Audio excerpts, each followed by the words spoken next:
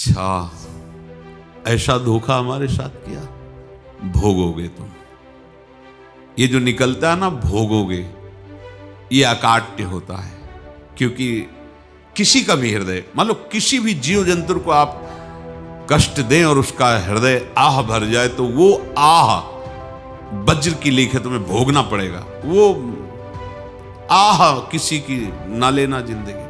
कोई ऐसा कोई आह भर करके कह दिया तुम समर्थ हो, हम तो कुछ कर नहीं सकते, और अंदर से दुखी, फिर तुम्हारी सामर्थ्य काम नहीं करेगी, मिट्टी में मिला देगी। ऐसा नहीं कि आप जो कर रहे हैं कोई देख नहीं रहा, कोई हिसाब किताब नहीं, जो कर रहे हैं अवश्य में भोक्तव्यम, बहुत सावधान।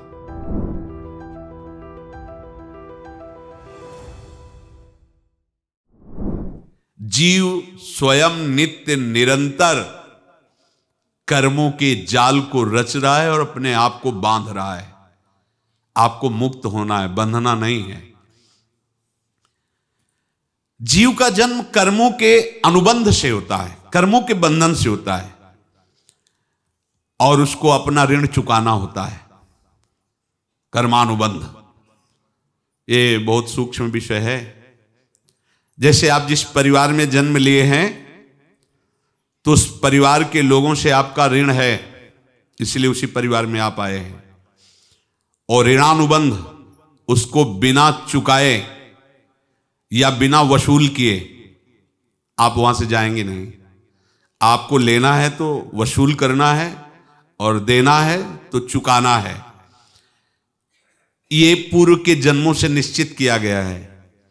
जैसे किसी के यहां पुत्र हुआ, जन्म से ही पैसा खर्चा शुरू हुआ, जो बड़ा हुआ तो उद्दंडता के द्वारा मार पूरे परिवार को क्लेश पर क्लेश देता चला जा रहा है। ये तुम्हारे कर्म का फल है। या ऐसे शक्तिहीन बुद्धिहीन ऐसे पागल पूरे जीवन सेवा करो, तुमसे अपना हिसाब चुकाने के लिए वो आया है। अब परिवार के जो सदस्य जुड़े आके, मतलब पत्नी आते ही पूरी हृदय में आनंद, परिवार में आनंद, और जीवन भर वो आनंद ही सुख देने के लिए उसका जन्म हुआ। वो अपना ऋणानुबंध मुक्त, और आते ही भयंकर क्लेश खड़ा कर दिया, बीच में दीवाल और झगड़ा वैसा, फिर अतरे दिन मारपीट शुरू, कलह अशांति, पूरा जीवन नरक हिसाब करने आए। यहां ऋण चुकाए बिना कोई जा नहीं सकता, ऋण चुकाना पड़ेगा। किसी का ऋण वसूल करना है तो किसी को ऋण चुकाना है, दोनों काम करने होते हैं। अनेक जन्मों में अनेक लोगों के साथ हमने जो बर्ताव किए हैं, अच्छे या बुरे, वो होंगे। अब किसी आदमी को हम जानते नहीं, अचानक मिला, अचानक टक्कर लगा और मार पीट गाली गुप्ता सब कर दिया, चुपचाप सह लो। क्यों? ये आपका हिसाब है, पूर्व का हिसाब। हमारा उससे कोई द्वेष नहीं, कोई संकल्प नहीं। अचानक घटना घटी और हमसे द्वेष करने लगा, हमें पीटने लगा, हमें गालियां दे, ये हिसाब है, चुपचाप सह जाओ। अपने घर का भाई ही भारी दुश्मन बन गया और क्लेश दे, हिसाब है। एक प्रभुदत्त ब्रह्मचारी जी की वाणी में पढ़ा था, एक महात्मा जी भ्रमण करते थे, तो उस समय असरफियां चलती थी, मोहरे असरफियां, तो उनको भेंट में देते लोग। तो या तो ठाकुर सेवा में लगे तत्काल, या संत सेवा में तत्काल लगे, उसका संग्रह करके डोलना ये ठीक नहीं है। बैरागी के लिए सिद्धांत में ये ठीक नहीं है। तो जब 2, 4, 6, 8 ऐसे मोहरे हुई, तो उन्होंने विचार किया कि और भ्रमण करके जब काफी मोहरे हो जाएंगी, तो प्रयागराज में जब कुंभ पड़ता है, एक बार पूरे सब अखाड़े के संतों को, अलग अलग संप्रदाय सब संतों को बुलाएंगे और सबको पुआएंगे। अब साधु है तो यही विचार करेगा, और क्या विचार करेगा। तो उन्होंने ऐसे डंडा बनवाया, बेंत, जो ऊपर से चूड़ीदार और भीतर पोला, और मोहरे उसमें डालते गए। और भ्रमण, जहां जहां श्रद्धालु भगत सबके यहां जाना और इच्छा रखना कि एक मोहर तो दे ही दे दक्षिणा में। कामना कोई भी हो वो बांधती ही है, ध्यान रखना। इसीलिए प्रभु जो चाहे वो करे, अपनी चाह नहीं रखनी चाहिए, अपनी चाह प्रभु की चाह में मिला देनी चाहिए। धीरे धीरे वो छड़ी भर गई। भ्रमण करने वाले महात्मा चूड़ी लगाई, इंतजार करते रहे। जब प्रयाग का कुंभ पड़ा तो चले। तो रास्ते में एक गांव में पूछा जाता है, जैसे कहीं रुको कि कोई श्रद्धालु ऐसा है जो संत सेवी है। तो कुछ लोगों ने बताया, हाँ एक परिवार है बहुत संत सेवी है और आपको मिलाते हैं उनसे। हाँ ये महाराज घर में रुका, खूब अच्छा हलवा पूड़ी पवाया और जो घर के मालिक थे चरण दबाए। चरण दबाते दबाते उनकी दृष्टि पड़ी उस डंडे पे। इतना मोटा और ऊपर से कुछ चूड़ी सी भी नजर आ रही, इस डंडे में तो कोई रहस्य है ही है। अब महात्मा जी को खवा पिला के सुला दिया। महात्मा जी जब सो गए तो पत्नी से धीरे से कहा, वो डंडा लाओ बाबा जी का डंडा। वो चूड़ीदार जो ही खोला पलटाया तो सैकड़ों मोहरे। ऐसे संत रोज पधारे भगवान, तुम आनंद हो जाए फिर क्या। पत्नी से कहा नाप के कंकड़ लाओ। अब वो तो महात्मा जी तो खाए खीर पूड़ी, आराम से सो रहे। रात में पूरी प्लानिंग करके उसमें कंकड़ भर के चूड़ी लगाकर सिराने रख दिया, सारी मोहरें हटा ली। महात्मा जी आराम से छड़ी उठाए तो वजन पक्का। वैसे बड़े लोग चतुर होते हैं, पर ये नहीं जानते कि कर्म कितना भयानक होता है। और उनकी कोई संतान नहीं थी, पर धन में इतना प्रेम उनको था।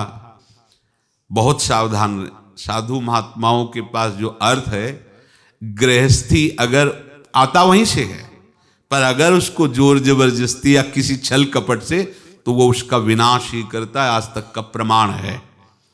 अब उनको ये भाव पता नहीं होगा, या पता होगा तो लोभ के कारण वो उसको मान नहीं पाए होंगे। महात्मा जी गए प्रयाग में, किसी अखाड़े पर रुके और वहां प्रार्थना की कि कल जो है संपूर्ण अखाड़ों का निमंत्रण किया जाए और सब संतों को भोग पवाया जाए और उनको दक्षिणा भी दी जाए। महंत ने सोचा कि बहुत बड़ा है तो उत्सव है, क्योंकि प्रयाग में कितने हजारों संत महात्मा सब।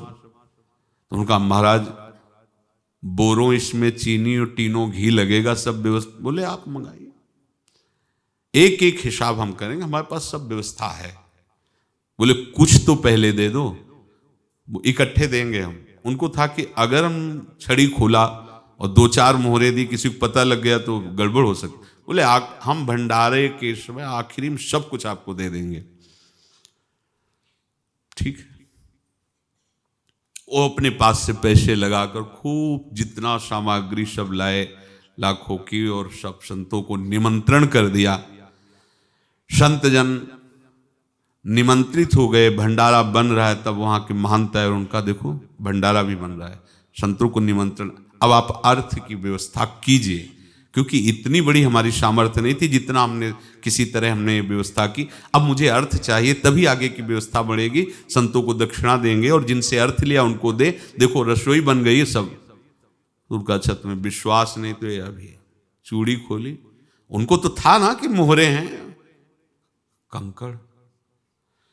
तो अब जैसे कितना उनको सदमा लगा होगा। हजारों संतों का निमंत्रण, रसोई बन, मतलब संत हो के छल कपट। तो उनका महाराज आपने तो हमारा नाश कर दिया, जो महंत थे।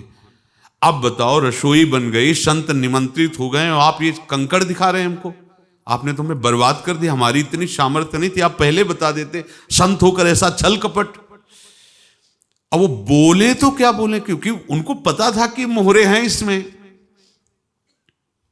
अंदर से उनका चिंतन गया उसी सेठ के पास, अच्छा ऐसा धोखा हमारे साथ किया, भोगोगे तुम। ये जो निकलता है ना भोगोगे, ये अकाट्य होता है। क्योंकि किसी का भी हृदय, मान लो किसी भी जीव जंतु को आप कष्ट दें और उसका हृदय आह भर जाए, तो वो आह वज्र की लेख है, तुम्हें भोगना पड़ेगा। वो देखो भीष्म जी को भोगना पड़ रहा है ना। सांप को ऐसे धनुष की नोक से उठाया और बंबूल के कांटों के ऊपर फेंक दिया, कई दिन तक शेदा हुआ, वो आह भर करके मरा। तो आपको 6 महीने बाणों की सैया पर आह किसी की ना लेना जिंदगी में। कोई ऐसा कोई आह भर करके कह दिया तुम समर्थ हो, हम तो कुछ कर नहीं सकते, और अंदर से दुखी, फिर तुम्हारी सामर्थ्य काम नहीं करेगी, मिट्टी में मिला देगी। फिर ये तो संत थे और भगवत आराधना के लिए, संत आराधना के लिए ही ऐसा किए हुए थे। अब इनका कैसे मुंह दिखाएं, अब क्या करें। सुबह संत जन आएंगे, सबके बीच में हमारी कि देखो इन्होंने, अब क्या करें। गए और संगम में जाके छलांग लगाई, अपने प्राण त्याग दिए। अब उनके तो पास मोहरे थी और व्यापार बढ़ा, और 9-10 महीने बाद ही लड़का हुआ। अब तो उनको कि संत फलीभूत हो गया। देखो व्यापार चल रहा, लड़का नहीं होता था, लड़का भी हो गया, बड़ा आनंद छा रहा है। जब से वो प्रकट हुए और धन की वृद्धि शुरू हो गई, पढ़ाई लिखाई में उनके खर्चा हुआ सब, बस बीमारी शुरू हो गई उनके शरीर में। अब उसमें पैसा जाना शुरू हुआ। इतने आसक्त वो दोनों हो गए कि कुछ भी हो, व्यापार ठप, संपत्ति बेचना शुरू। तो उन्होंने कहा कि बेटा मैं क्या कर सकता हूं तुम्हारे लिए। बोले हमारी अंतिम इच्छा है, प्रयाग चलो, और जितने प्रयाग में संत महात्मा सबको एक बार भंडारा करवाओ, हमारी इच्छा अंतिम है। क्योंकि अंतिम यही इच्छा थी। तो बोले अब ज्यादा संपत्ति तो नहीं रह गई, तो बोले घर बेच दो, मेरे लिए ही तो है, बेच दो। मुझे लगता मैं बचूंगा नहीं, पर मेरी अंतिम इच्छा पूर्ण कर दो। घर बेच दिया, जेवर बेच दी। वहां गए, जब संत सेवा की तो बोले मुझे संगम तक ले चलो।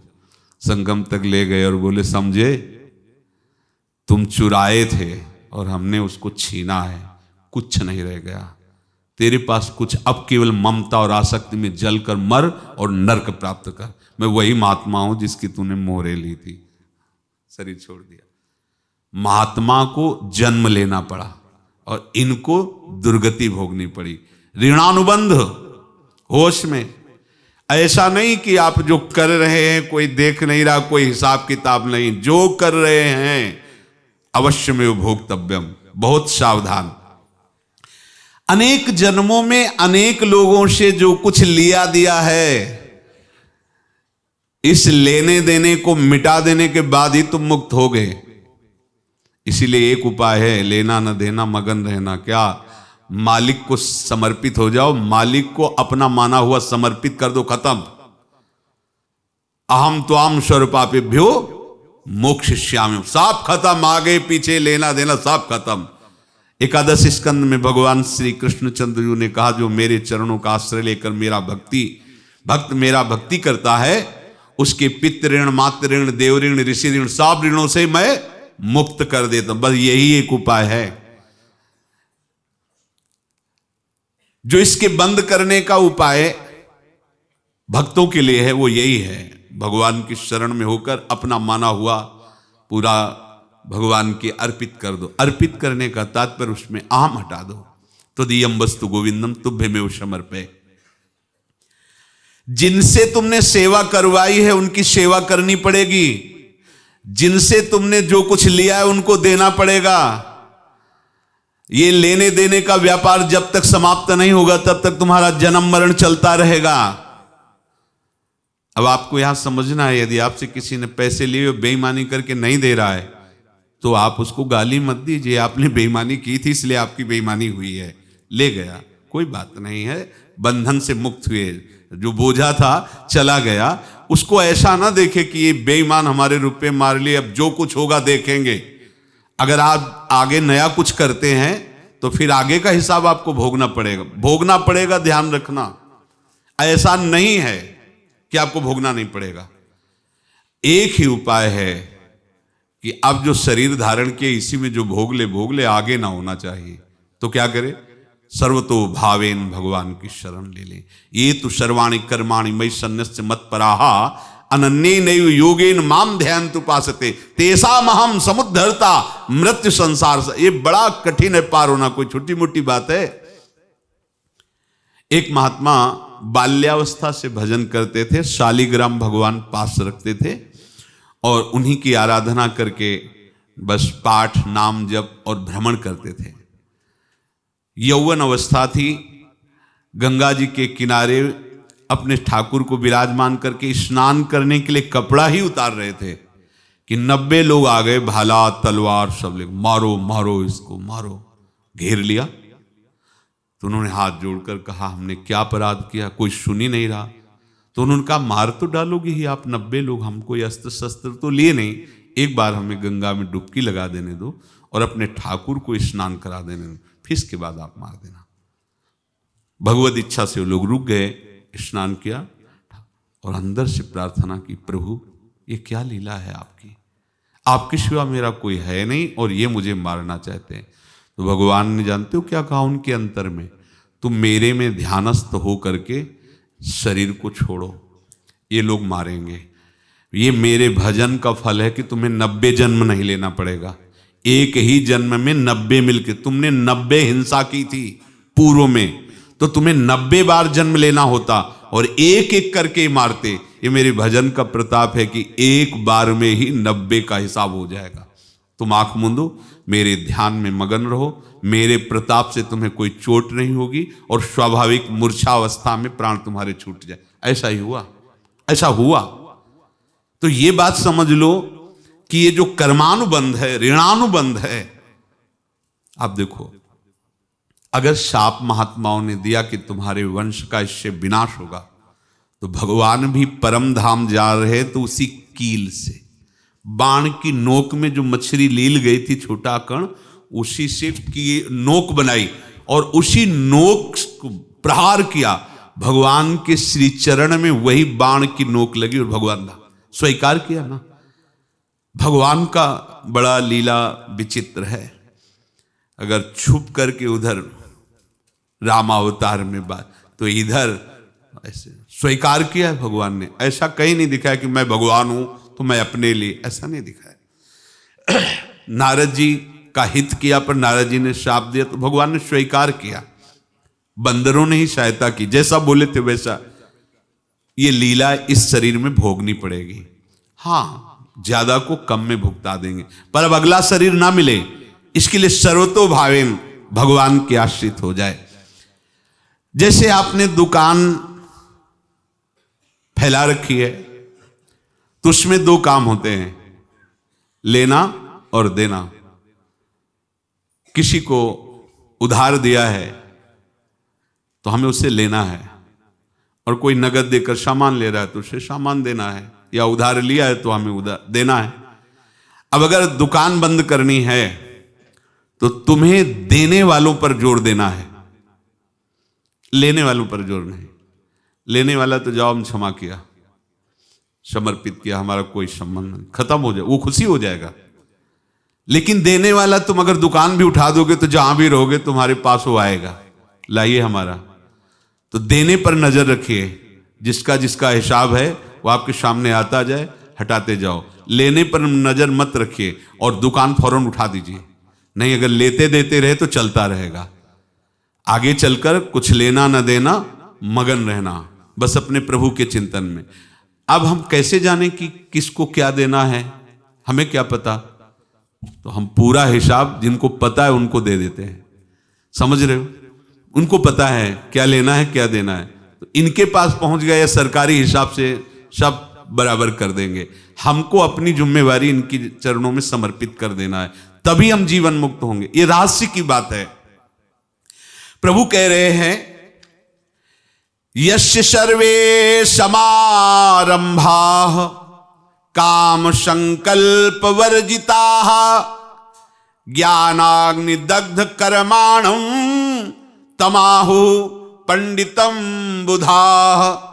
जिसके संपूर्ण कर्मों के आरंभ संकल्प और कामना से रहित हैं, तथा जिसके संपूर्ण कर्म ज्ञान रूपी अग्नि से जल गए हैं, उसको ज्ञानी जन भी पंडित कहते हैं, बुद्धिमान कहते हैं। पूज्य श्री भाई जी महाराज कह रहे हैं, जैसे वहां ज्ञानाग्नि से दग्न कह रहे हैं, तो अपने वृंदावन वासियों का प्रेमाग्नि से सब कर्म संस्कार दग्न होते हैं। जिस समय आपके हृदय में भगवत प्रेम का प्रादुर्भाव होगा तो लेश मात्र कभी तुम्हें दुख नहीं भोगना पड़ेगा। प्रेम का प्रादुर्भाव होते ही दुख का नाश हो जाता है, महासुख। जब प्रेम का प्रादुर्भाव होगा तो समस्त पाप भस्म हो जाते हैं, अशांति नष्ट हो जाती है, संसार ज्वाला स्पर्श भी नहीं कर सकती है। जब भगवत प्रेम का प्रादुर्भाव होता है तो हो सकता है उस उपासक के जीवन में दुखों का पहाड़ टूट पड़े, परिवार खिलाफ, शरीर रोगी, अव्यवस्था, बहुत बहुत कुछ, सब कुछ। कह रहे हैं इतना सब होने पर भी उसके हृदय में कोई भी दुख नहीं होता। ऐसा सामर्थ्यशाली भगवत प्रेम है। भगवान के चरणारविंद का जिसके हृदय में प्रेम है, भारी से भारी दुख भी उनको विचलित नहीं कर सकता।